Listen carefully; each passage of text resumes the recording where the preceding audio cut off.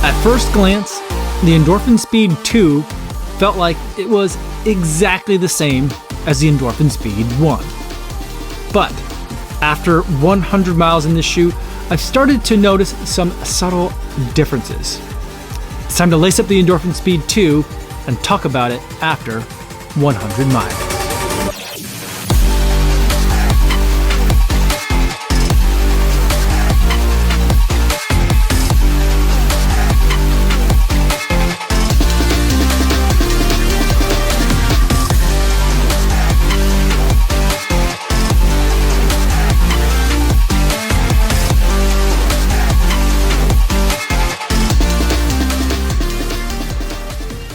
10 miles at marathon effort for today's long run and a total of 19.3 miles on the day, rounding out my time with the Endorphin Speed 2.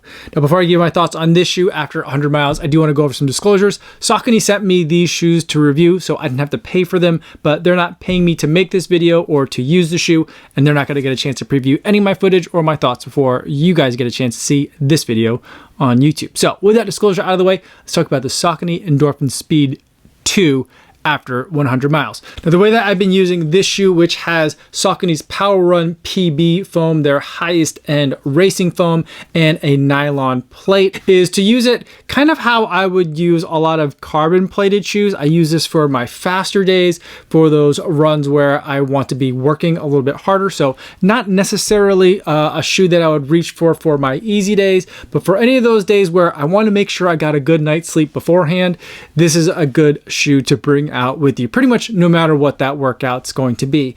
But to be a little bit more specific, the types of workouts that I've really enjoyed with this shoe and the thing that I found myself doing the most with it is long runs like today, where I was going to be allotting a lot of miles total, but also running a bunch of miles at my marathon race effort. That's where I've been enjoying the Endorphin Speed 2 the most. Now, I have done threshold repeats in this shoe, and I've even done some shorter efforts at 5K pace, but I generally have found that the way this shoe is set up, because it doesn't have the carbon fiber plate and it's got the nylon plate in it, I do find that like marathon pace for me in this shoe is the sweet spot. That Power Run PB material is like the predominant thing that I'm feeling when I'm running in the shoe, and it is a very responsive material. When your foot hits the ground, you're really feeling that foam bounce back as you're going into that next stride. And it does definitely have kind of that premium race day type of feel.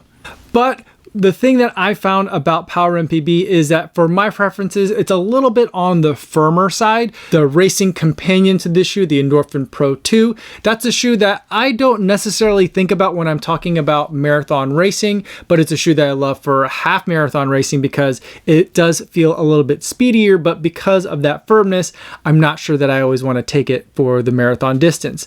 Now, the Endorphin Speed 2, I think, is a little bit more mellow. It's a little bit easier to live with for longer distances, like the 19 miles I was out there for today, but it's still a firmer foam than some of the other super foams that are out there. Now, that being said, even though I find it to be a little bit firm for kind of like everyday use, my easier paces, a lot of you guys are using it as that everyday trainer that can do kind of everything. I'm not quite there where you guys are. I'm not saying that it's the wrong way to use it. I think that for people who might be either a bit taller or bigger than me, or might be hitting the ground a little bit harder than I am, those people are not going to have the same kind of like it's too firm sensation coming from this midsole foam.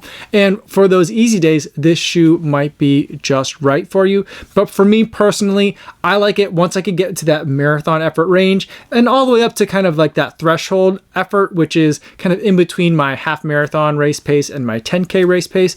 That's where I feel like this shoe is really singing to me, and I just love running in it.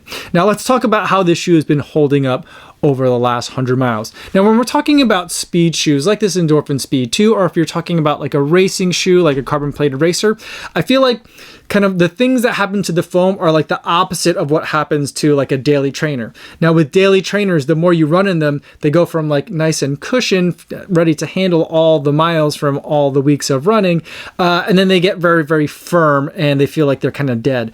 Race day shoes start out firm And then when they start to kind of lose their life, they get really muddled and squishy and a little bit kind of like soggy in the feel. And it's just ironic to me that it's kind of like the opposite things are happening to these foams. But if you think about it, it makes a little bit more sense because these are two very different types of running that you're talking about here. And now with this shoe, the Endorphin Speed 2 and its Power Run PB, I think that this shoe has still maintained that kind of like right out of the box race day feel. In fact, I was kind of hoping that it would mellow out just a little bit because I do think that this is slightly firmer than the Endorphin Speed 1, and it's still maintaining that even 100 miles in. Now, in terms of the wear on the midsole foam, in terms of the exposed areas, really all I'm seeing is just some discoloration, which is pretty typical with this type of material.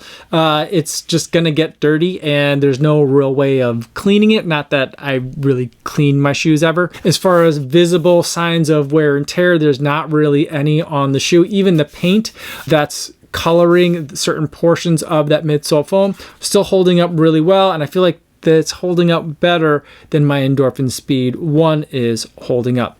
In terms of the wear and tear on the outsole, I feel like it's the exact same outsole pattern as last year, even the same colors as far as I understand.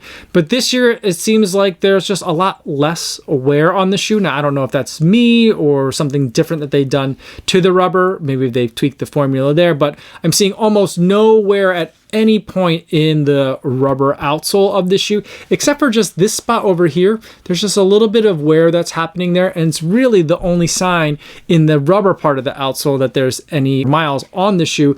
Now, of course, you can see that the foam itself is a little bit discolored. The upper is in pristine shape, even for a white running shoe. I think it's holding up really well. It certainly can get very dirty. My last year Endorphin Pro and Speed got very muddy running right around this time of year in that transition from winter to spring. I think maybe I've just gotten a little bit luckier and not getting as much mud on the shoes. But regardless of whether it's clean or dirty, in terms of the way it's performing, it still is one of the best running shoe uppers that is out there today.